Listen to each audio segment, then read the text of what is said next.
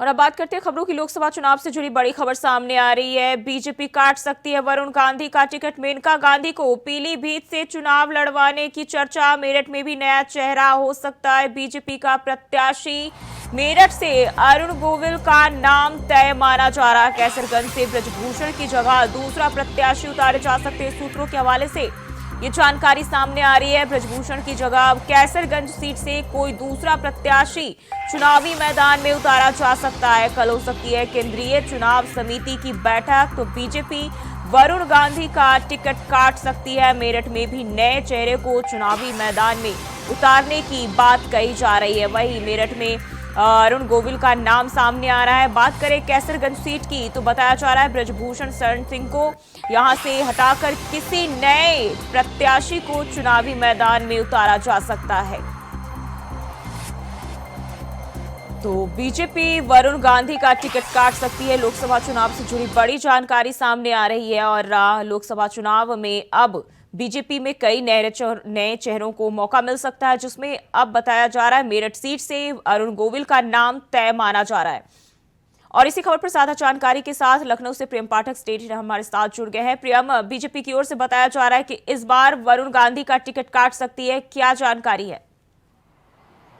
बिल्कुल देखिए, चूंकि हर एक सीट को लेकर बीजेपी की तरफ से जो है माइक्रो मैनेजमेंट लेवल पर जो है वो समीकरणों को साधा जा रहा है और इसीलिए देखिए हर एक सीट का विश्लेषण किया जा रहा है। विशेष तौर पर वो सीटें जो कहीं ना कहीं या किसी तरीके से जो है वो कॉन्फ्लिक्ट में रही हैं, विवाद में रही हैं और उनके जो प्रत्याशी रहे वो या फिर विवाद में रहे, तो ऐसे में उन पर भी जो है कह सकते हैं खास तौर पर विचार विमर्श जो है वो बीजेपी की तरफ से किया जा रहा है। बीजेपी की पूरी रणनीति है कि हर एक सीट पर जो सधे हुए समीकरण है उसके लिहाज से प्रत्याशियों को उतारा जाए। और इसीलिए अगर आप देखें तो पिछले दिनों जो बीजेपी ने एक पहली सूची जारी करी थी जिसमें उत्तर प्रदेश के अंदर बड़ी संख्या में जो है वो प्रत्याशियों के नाम की घोषणा की गई थी, लेकिन जो नाम बदले गए थे वो केवल 4 सीट के थे या फिर कह सकते हैं जो 4 सांसद थे जिनके नाम बीजेपी ने काटे थे। बाकी सभी के जो नाम थे वो एडिटिव थे। लेकिन अभी जो अब माना जा रहा है कि जो बची हुई सीटें हैं उन पे जो प्रत्याशियों के नाम की घोषणा होगी तो उसमें नए चेहरों को जगह मिल सकती है, जिसमें पीलीभीत से वरुण गांधी हैं, उनके नामों को लेकर चर्चा चल रही है कि उनको जो है इस बार बीजेपी जो है वो टिकट काट सकती है उनका और उनकी जगह पर किसी दूसरे प्रत्याशी को मैदान में उतारा जा सकता है। और ये घोषणा जो है वो जल्दी होगी क्योंकि पहले चरण के चुनाव में ही जो है वो पीलीभीत में चुनाव होना है।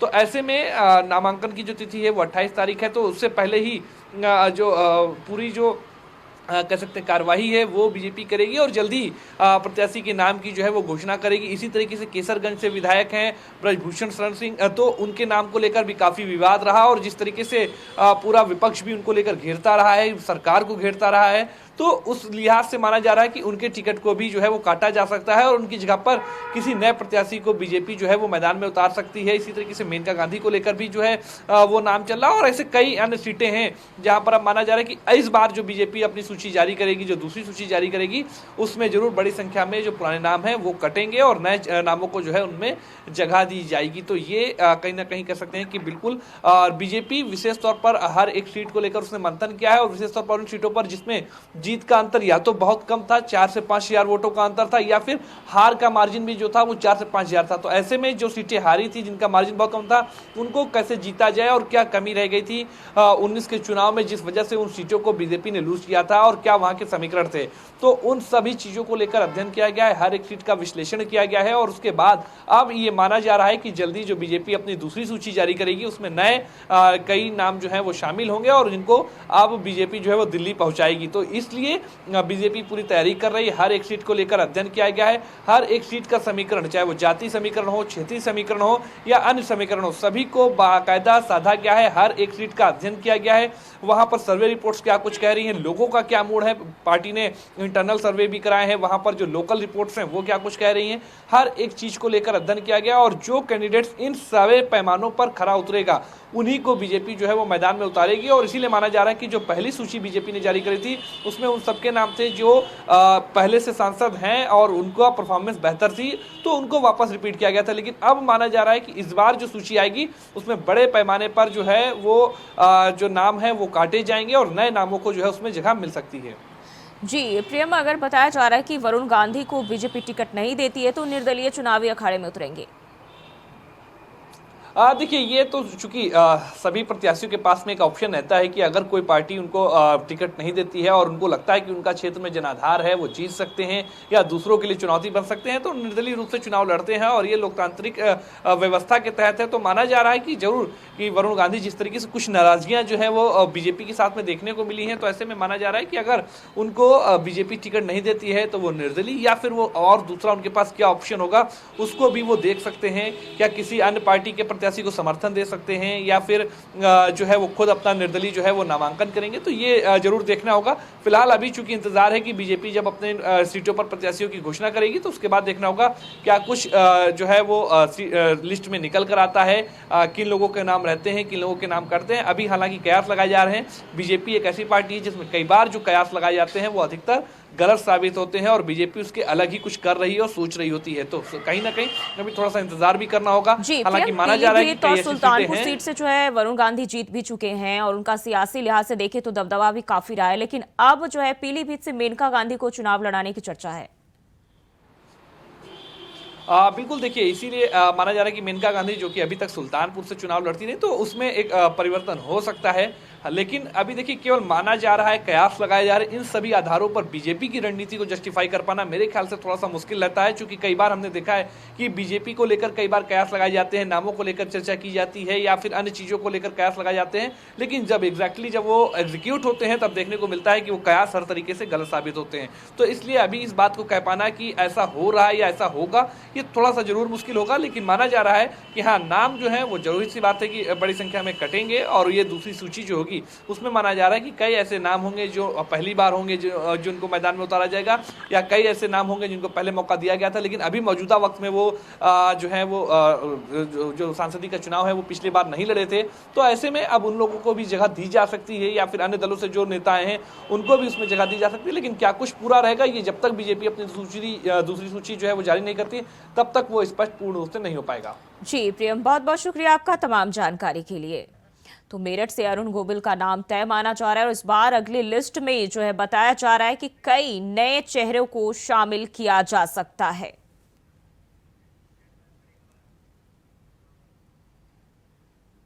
और लखनऊ से एक और बड़ी जानकारी सामने आ रही है। यूपी कांग्रेस के प्रत्याशियों के नाम पर आज मंथन। 17 सीटों पर प्रत्याशियों की आज हो सकती है घोषणा। आज दिल्ली में यूपी की 17 सीटों को लेकर बैठक किया जाएगा और अविनाश पांडे, अजय राय बैठक में मौजूद रहेंगे। 23 मार्च को लखनऊ में कांग्रेस का प्रशिक्षण शिविर भी लगाया जाएगा और प्रदेश प्रभारी, प्रदेश अध्यक्ष, कोऑर्डिनेटर होंगे शामिल। प्रदेश कार्यकारिणी के पदाधिकारी भी रहेंगे मौजूद। तो बड़ी जानकारी, यूपी कांग्रेस के प्रत्याशियों के नामों पर आज मंथन होगा। 17 सीटों पर प्रत्याशियों के नामों का घोषणा जो है वो किया जा सकता है, ऐलान किया जा सकता है और 23 मार्च को लखनऊ में कांग्रेस का प्रशिक्षण शिविर लगाया जाएगा। और इसी खबर पर ज्यादा जानकारी के साथ दिल्ली से अजय चौहान हमारे साथ जुड़ गए हैं। अजय, यूपी कांग्रेस के प्रत्याशियों के नाम पर मंथन हो सकता है, क्या जानकारी मिल रही है, कब से जो है बैठक शुरू होगी?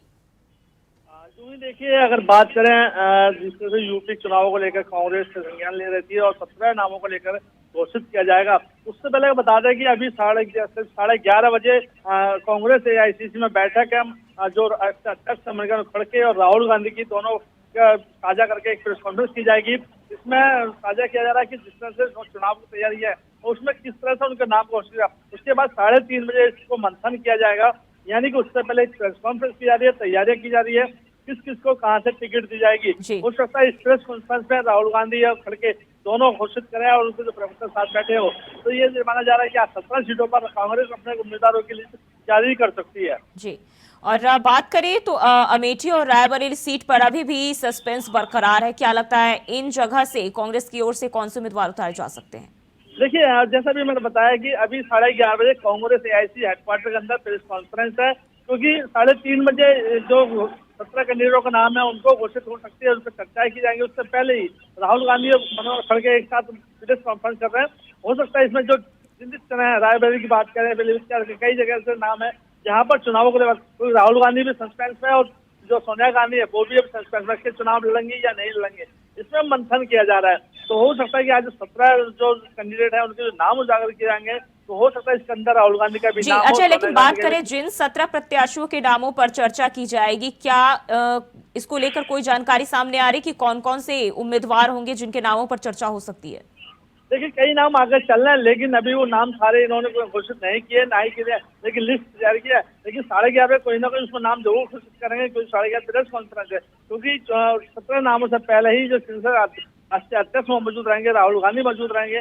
ऐसे में कहीं ना कहीं बड़ा फैसला हो सकता है, और नाम जो चिन्हित किया गया है उसमें कई बड़े नाम भी चेहरे हो सकते हैं। लेकिन सवाल यह है कि आखिरकार कांग्रेस के जो नाम आते हैं सामने, तो उन्हीं के जो कांग्रेस के नेता हैं जिनको कैंडिडेट बनाया वो पार्टी छोड़ देते हैं, यानी चुनाव नहीं लड़ने की बात करते हैं। तो देखना ये होगा, आज जो मंथन गया, अभी कई दिन से लगातार एआईसी में मंथन किया जा रहा कि किस कैंडिडेट को कहां पर उतारा है, क्योंकि पूरी तरह से अभी कांग्रेस अपनी लिस्ट तैयार नहीं, गठबंधन का मामला है, तो बंटवारा भी पूरा नहीं हो पा रहा है। तो ऐसे में जो आज 17 नाम आएंगे, किस क्या गठबंधन में होंगे या कांग्रेस अपने लिस्ट से अपने जो प्रत्याशी है उनको उतारेगी।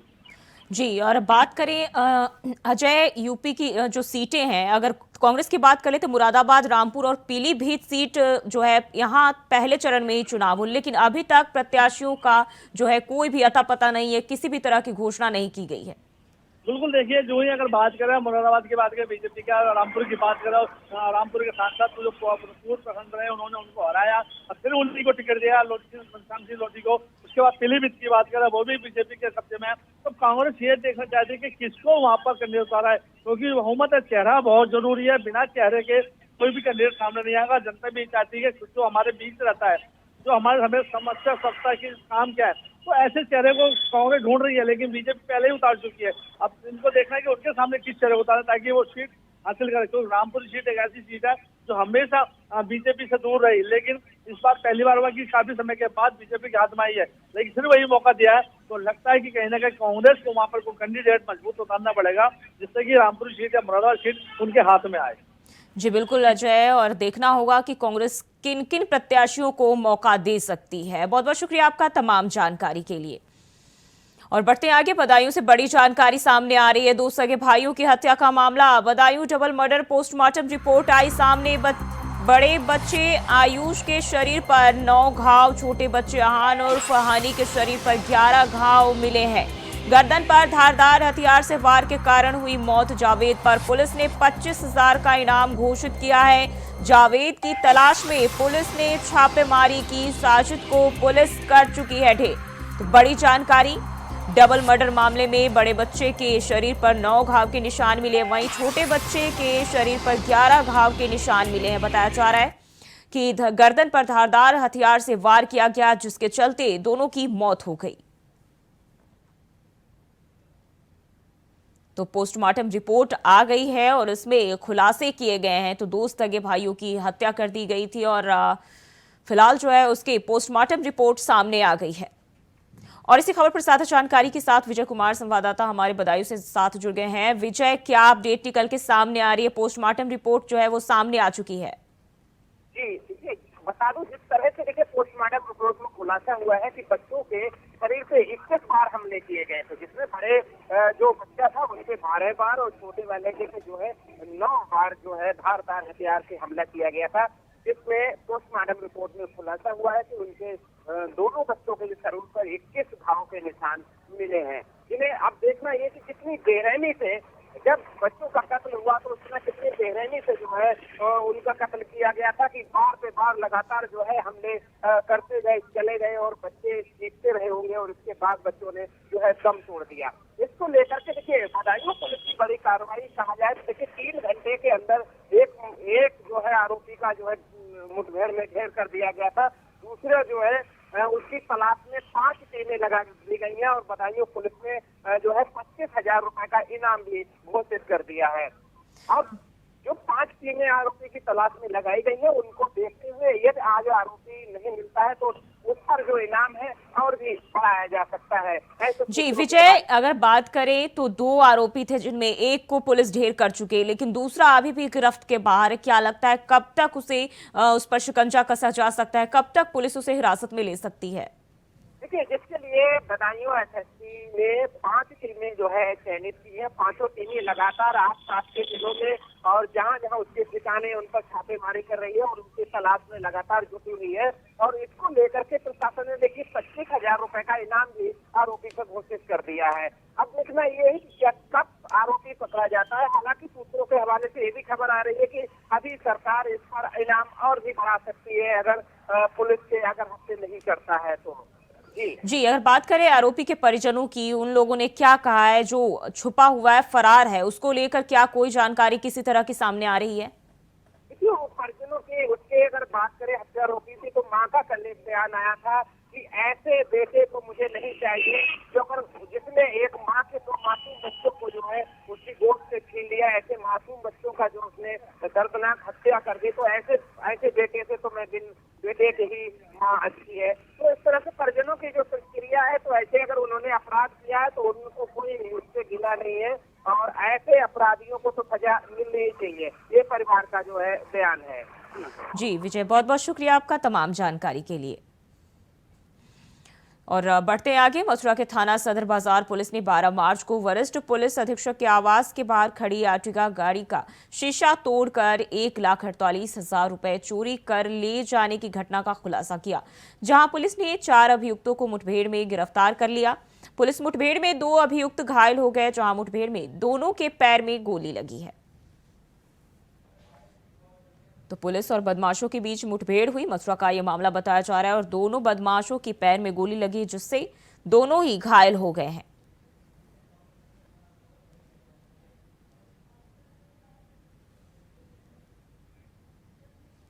हमारे वहाँ सदर बाजार में घटना की थी। ये जो गाड़ी में शीशा तोड़ करके जो अटैची लेकर के गए थे, तो जिसमें कुछ पैसा था, उसी के बारे में सूचना मिली थी। जो बदमाश हैं वो आज इधर से माहौन साइड से गोकुल बराज होते हुए घटना के अंजाम देने के लिए आ रहे थे। इस सूचना पर सदर पुलिस ने गाड़ेबंदी की थी, जिसको पुलिस को देख कर उन्होंने पुलिस पर फायर किया, जिस पर पुलिस ने भी जवाबी फायर किया है। तो उसमें जो 2 बदमाश को गोली लगी है और 2 बदमाश भाग गए हैं। जो घायल हुए हैं उनका नाम सूरज है और एक दूसरे का नाम है विशाल है। दोनों को हॉस्पिटलाइज करा दिया गया है और 2 लोग जो हैं उसमें पकड़े गए हैं, जो थाने भेजे गए हैं। इनसे जो इनिशियल पूछताछ की गई है और जो इनसे मिला है, तो जो पैसा गया था उसमें तो 74,000 करीब रुपया बरामद हुआ है। और यूपी के शाहजहांपुर के अनोखी लाट साहब के जुलूस वाली होली को लेकर पुलिस प्रशासन अलर्ट है, जहां शांति व्यवस्था बनी रहे इसलिए अधिकारी खुद निगरानी कर रहे हैं। लोगों से भी सहयोग करने की अपील की गई। शाहजहांपुर डीएम उमेश प्रताप सिंह ने एसपी अशोक कुमार मीना के साथ बड़े और छोटे लाट साहब के जुलूस मार्ग का जायजा लिया, जहां 300 साल से होली पर निकलने वाले लाट साहब के जुलूस पर पुलिस की पैनी नजर रहेगी।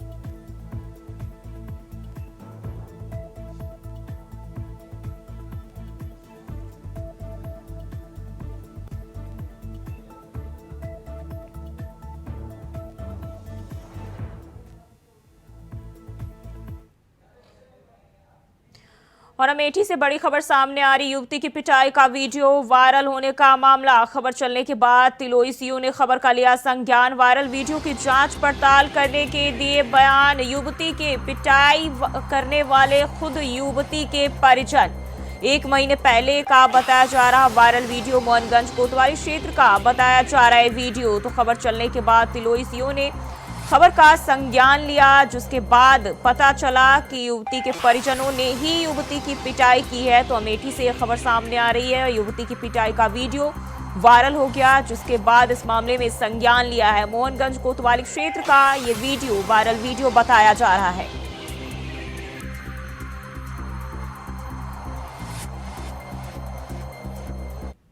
सोशल मीडिया पर जनपद अमेठी के थाना मोहनगंज से संबंधित एक वीडियो प्रसारित हो रहा है, जिसके संबंध में जांच की गई। तो वीडियो में पीड़िता के परिवारजनों द्वारा उसके साथ मारपीट किया जाना पाया जा रहा है। विदित हो कि कुछ दिन पूर्व पीड़िता के परिवारजनों द्वारा थाना स्थानीय पर एक मुकदमा अंतर्गत धारा 366 IPC पंजीकृत कराया गया था, जिसमें पीड़िता की थाना स्थानीय द्वारा सकुशल बरामदगी करते हुए उसकी स्वेच्छानुसार माता पिता को सुपुर्द किया गया था।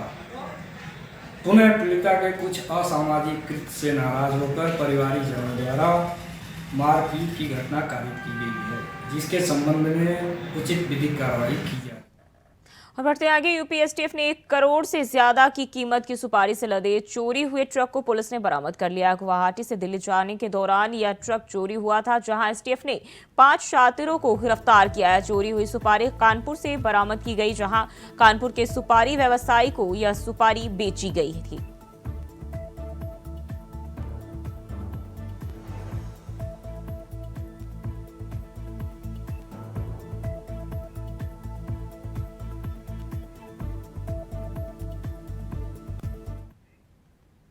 और रायबरेली में प्रशासन लोकसभा चुनाव की तैयारियों में जुटा हुआ है, जहां एडीएम वित्त और राजस्व ने कंट्रोल रूम का निरीक्षण किया और सोशल मीडिया चैनल और अखबार की खबरों के लिए अलग अलग प्लेटफॉर्म बनाए गए हैं, जहां पर 3 शिफ्ट में कर्मचारियों की ड्यूटी लगेगी। कलेक्ट्रेट में चुनाव के लिए ये कंट्रोल रूम बनाया गया है।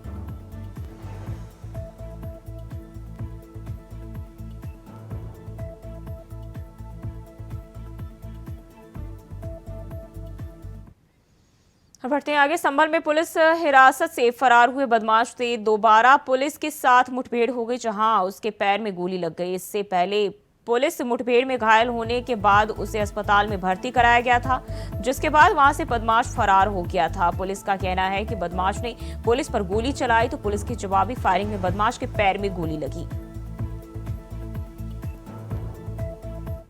थाना संभल में गंवा रोड के पास एक बाग में पुलिस को सूचना मिली थी कि एक व्यक्ति जो कि पूर्व में बैजोई के एक डकैती के प्रकरण में वांछित चल रहा था, जो कि जिस पे 5,000 रुपये का इनाम घोषित किया गया था, और वो अस्पताल में पुलिस को चकमा दे के चले गया था। उसके जैसा दिखने वाला कोई व्यक्ति यहाँ पे देखना बताया गया था।